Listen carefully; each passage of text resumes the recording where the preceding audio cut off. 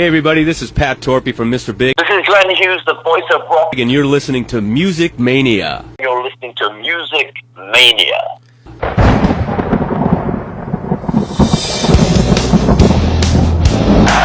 You ready for some screaming heavy metal? We rock! But the evil that men do lives on. We're gonna bang your head! You are now listening to the Music Mania Podcast, brought to you by CD Warehouse in Gladstone, the #1 hard rock podcast in the Midwest, featuring hard-hitting interviews with rock's living legends. And now, here's your host, Clint Switzer.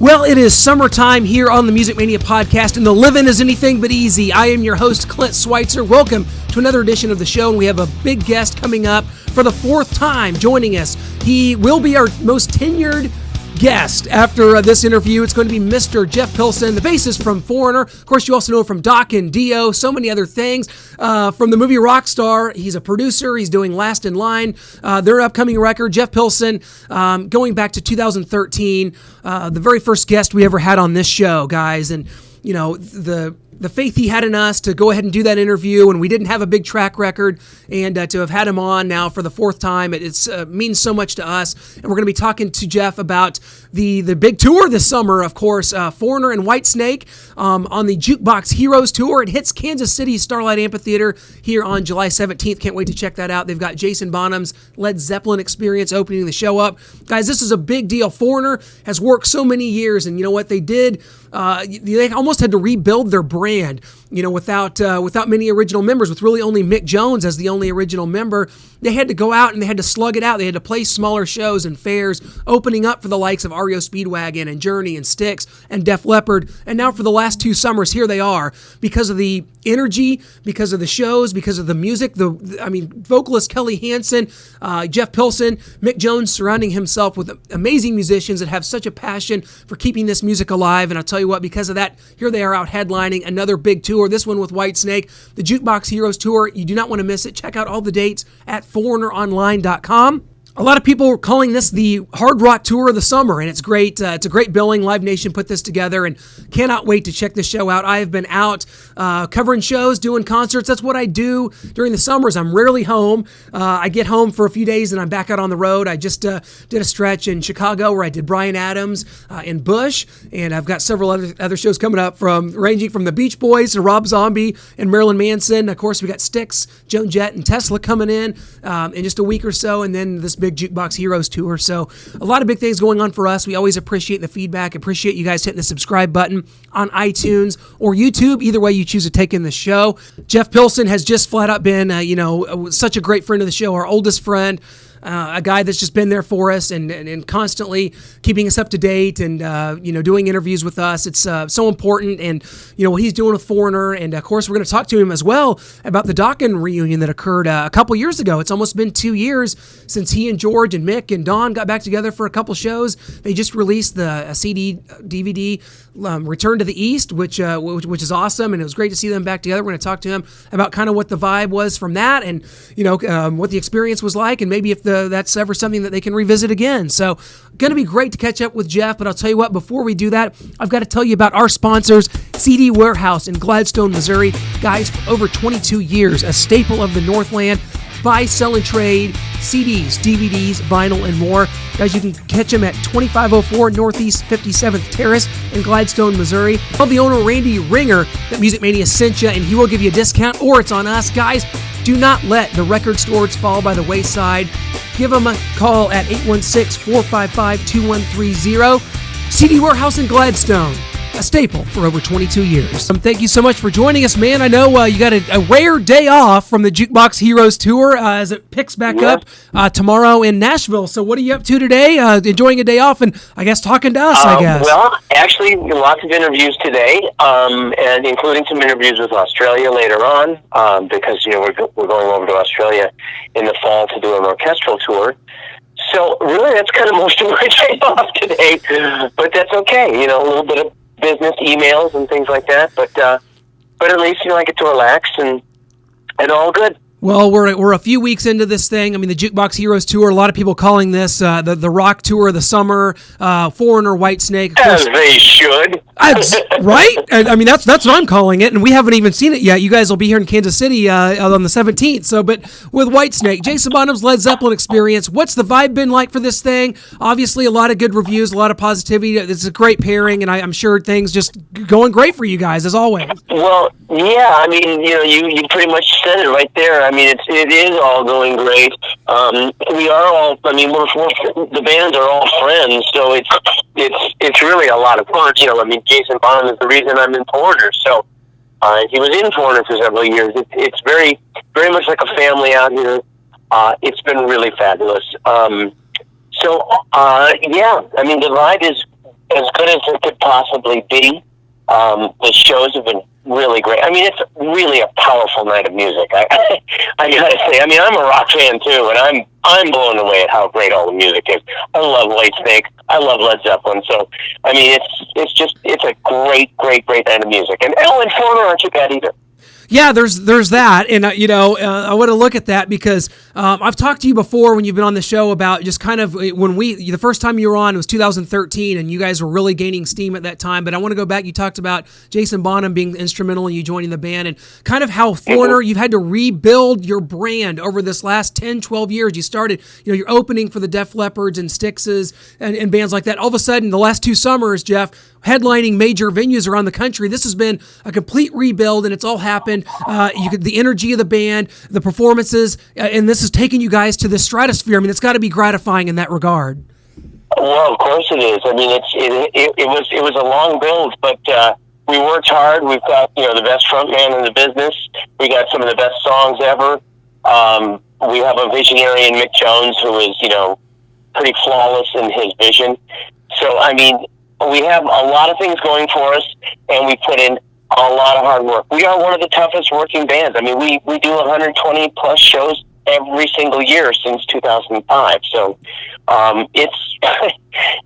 it's crazy, but it is gratifying. It is really paying off, and this is what we set out to do, to get Foreigner back into they're headlining the big places, and we're doing it, and it feels great, and we're doing it with bands we love. So, I mean, it simply doesn't get any better than that. It also seems like now more than ever that it's important to simply keep songs alive, and Foreigner has so many big hits that have influenced so many bands. When you think about the losses that we've suffered over the past few years, I know it's been 8 years since the loss of a friend of yours, Ronnie James Dio. We just lost Vinnie Paul and Lemmy a couple years ago. And as this happens, does it become more important to keep these songs alive, because that's really what it's all about, is these songs? Yeah, I would say that's very true. I mean, whenever you lose somebody, it's a reminder that we're mortal. It's a reminder that we may not live forever, but that the music does. So I think, as musicians, I feel, at least personally, I have a responsibility to give my best at all times, and 150% in every performance, whether it be in the studio or on stage, because the music is what's important. The music is the part that's going to last, and we don't forget that. I mean, and yes, I think people passing, makes you think about it. There's been a lot of, Tom Petty, David Bowie, those are the kind of things that really hit you. Those are serious artists. Not that Vinnie Paul wasn't, but when all these people pass, you really get the perspective. And yes, I would say it helps make us much more appreciative and realizing how important our gig is.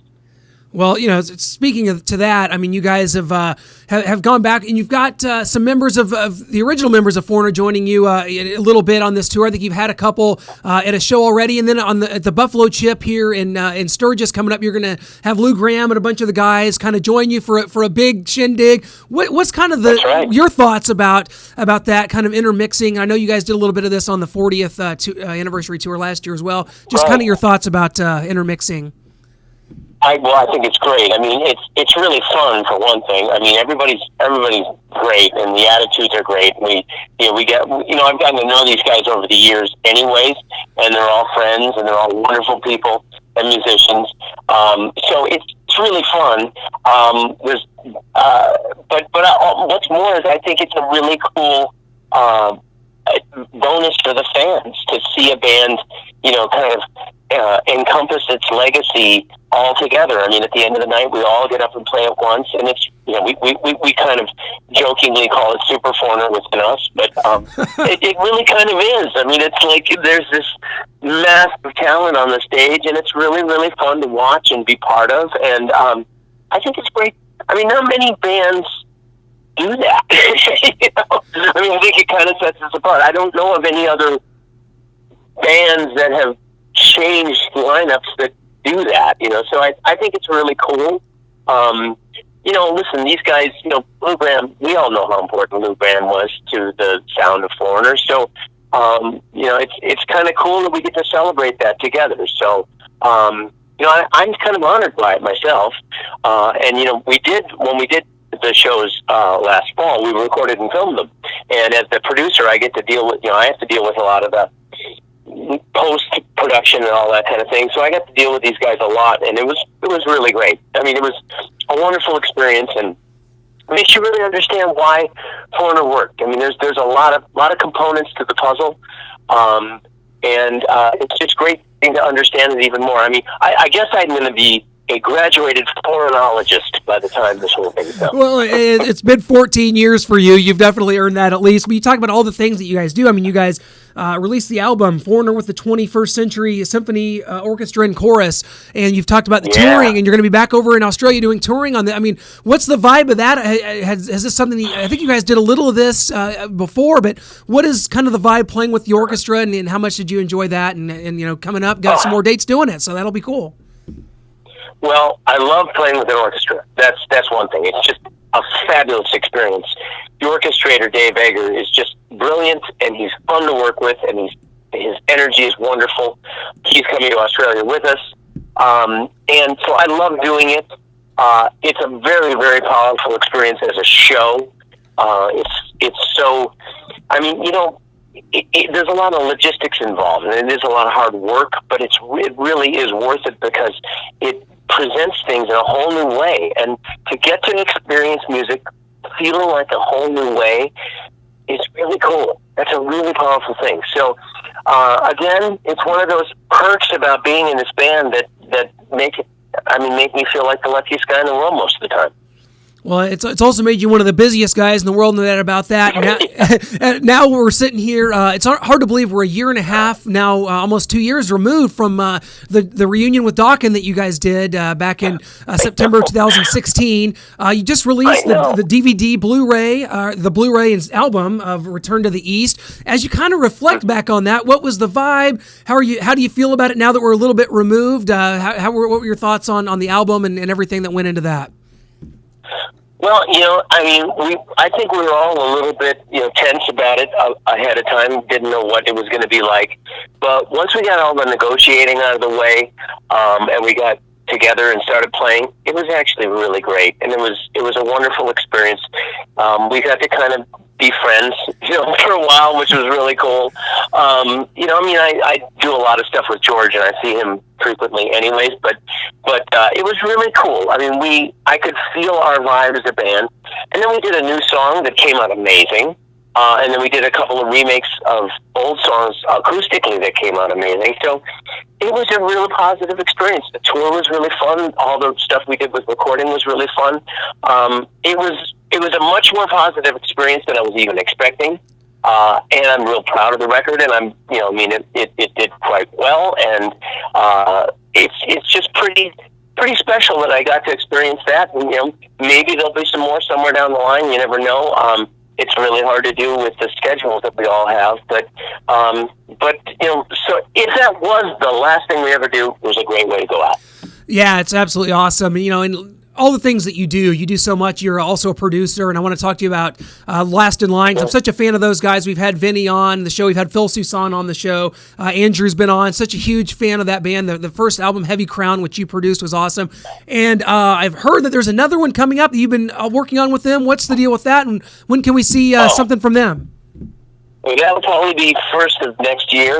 And yeah, I mean, it's almost done, actually, the recording part. It's amazing. I mean, it's a really great record. I mean, I love the first record too, and I thought it was really magical. And I'd say, if anything, this is an even stronger record. There's just something really, really, really special about it. There's some interesting moments, and everybody just plays and sings their asses off. It's a great record. So I can't wait for people to hear it. Like I say, probably early next year. Absolutely can't wait for that. Heavy Crown was so good, and really looking forward to that. And I'll tell you what, you guys are going to be here on July 17th here at Starlight Theater. You've been here many times before, Jeff. It's going to be exciting. And before we let you go, of course you're out there with Whitesnake. David Coverdale, one of the consummate characters, just the typical British gentleman. Do you have any good David Coverdale stories from either over the years or on this tour so far? Wow. That I can share? Well, I knew that was coming. Listen, David. Well, the cool thing about David is he is a very, very cheeky guy. I mean, he's got a great sense of humor, and he's really funny. And I mean, some of the things, most of the conversations with him basically fall into X-rated territory, so I couldn't say it on the radio. But he's that kind of guy. But like little things, like last night I got a text. He and I were talking because he had posted a picture of the Abbey Road cover by the Beatles, and there's a Volkswagen, a little Volkswagen in the background. Yeah. And he pointed to it and he said, "Fifth Beatle." And I thought, my God, I can't believe it's been almost 40 years since that record came out. I can't believe nobody's ever pointed that out. So I mentioned that to him. So yesterday he sent me some really cool pictures from that photo shoot of the Abbey Road photo shoot. Different pictures, and it's just fun stuff. The whole band are such fun guys. Joel, the guitar player, is really fun, and we have. Reb. I have history with Reb. Michael Devin. I was his landlord for a while. Wow. There's just so many things about Whitesnake, and then of course Jason Bonham. The reason I was in Foreigner. So it's very family-like, and it's a wonderful, wonderful tour. So that's why you agreed to do the tour. You had to collect some late rent, is what happened. No, he actually hasn't been for a couple of years. He was fine. He was caught up. He got his deposit back. All's good. Well, you know what? It was so cool because David and Glenn Hughes went in the Rock and Roll Hall of Fame with Deep Purple a couple years ago, and it was just really good to see that lineup, the Mach 2 lineup, honored like that. You're growing up. Were you a Deep Purple fan? Like, what was some of the first albums? Huge Deep Purple fan. Sure. Yeah, of course. Huge Deep Purple fan, and I was a huge fan of Deep Purple Mach 1. Huge fan. Machine Head was a life-changing record. But then when Burn came out and Mach 2 came out, I was a huge fan of that too. I love David's voice and I love Glenn. So, the fact that I can call both friends now, that's pretty damn cool. Yeah, that's amazing. I tell you what, we're so excited to see you guys here come on July 17th. Jeff, we can't thank you enough for giving us your time today. I know you're doing a lot of interviews today, so hopefully you get some time to either rest or sightsee or something today, my friend. You got to make something out of this day. I don't need to sightsee. I've seen the country a lot. Well, that's true. But yeah, a little bit of rest sounds good. Hey, that sounds great. My pleasure. Clint, whenever I see your name, I know it's going to be a great interview, so I was glad to see that on the list today. That means a lot. On a personal note, Jeff, this podcast wouldn't be where it is if not for you. Your management, your publicist took a flyer on us when we had never had a guest on our show ever before. You were our first guest back in 2013, and now it's been 4 times and hundreds of shows later, and here we are. From the bottom of my heart, I can't thank you enough. You're literally one of the reasons we're here, my friend. Thank you so much. We'll see you on the 17th. You will. Thanks, man. You bet. Thanks a lot. Bye-bye. Such a pleasure once again to welcome Jeff to the show, and it was great to catch up with him about this Juke Box Heroes tour. So much going on. Jeff's one of the good guys, and again, having joined us for the 4th time now, and him being the most tenured guest on the Music Mania podcast, we appreciate that so much. And I tell you what, it's going to be. I'll be off in the stratosphere covering shows the rest of the summer. It's what I do, and you can catch all my reviews on musicmaniapodcast.com. Always appreciate the feedback. If you've been to a show, got some pictures, want to do a review, got some ideas for a guest, you can email me at musicmaniapodcast@gmail.com. Always enjoy interacting with you guys. Guys, this summer is just beginning. Get out there, enjoy some cold beverages, enjoy your friends, and enjoy some live music, because that's what summers are for, and that's what summers are definitely for us here on the Music Mania podcast. We will catch you next week.